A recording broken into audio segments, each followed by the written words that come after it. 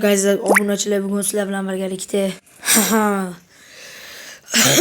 barcha futbolning o'yinlarini ham ko'rdinglar, O'zbekiston Portugaliyani ham ko'rdinglar.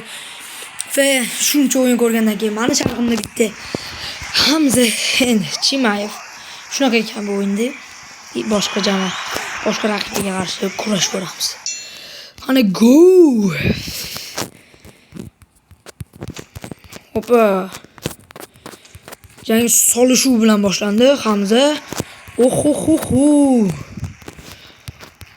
Hamza Chimayev xavfli tepish zarbasi bilan boshladi.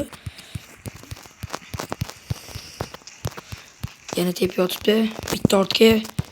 Yana Hamzani siquvga olish qiyin.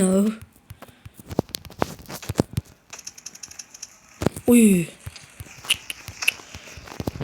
Qanday zarbalar ketma-ketligi. Hamza siquvga olib endi uryapti, ustiga chiqib olib Hamza Chimayev. Uy, barcha alamini oldi Hamza. Endi qo'lini sindirishga o'tmoqda va bo'ldi. Qochib qolyapti. Va tugadi. Birinchi raund tugadi. O'qizib qo'ydi Hamza Chimayev. Birinchi raund tugadi. Ikkinchi raundga talablaringizga binoan ikkinchi raund. Qo'shin ketdi. Mana Shimoliy Afrikalik qanday qila oladi, raqiblik qila oladi. Hamza Chimayev har tomonlama bermayapti. Opa! Faqatgina tepish uslubi bilan Hamza yana mana zarbalar ketma-ketligi yo'lladi demoqchi edim endigina. Hamza zashitada turganda nima uchishini biladi. Oy!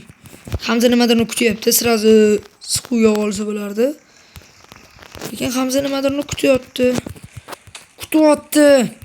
Xavfli zarbalar ketma-ketligi ikkala sportchida ham va yana Hamzani siquvga olmoqchi afrikalik bellashuvchi va Hamza Chimayevda harakat va bu oldi.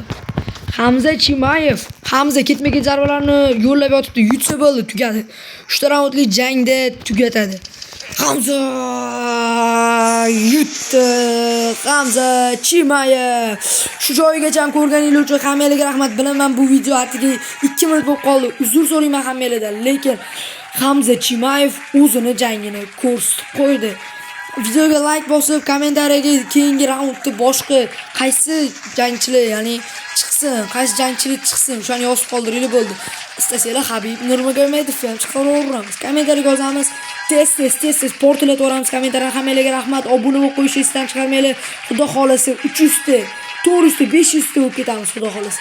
Hammalarga rahmat. Keyingi efirlarimizda ko'rishguncha sog' bo'linglar.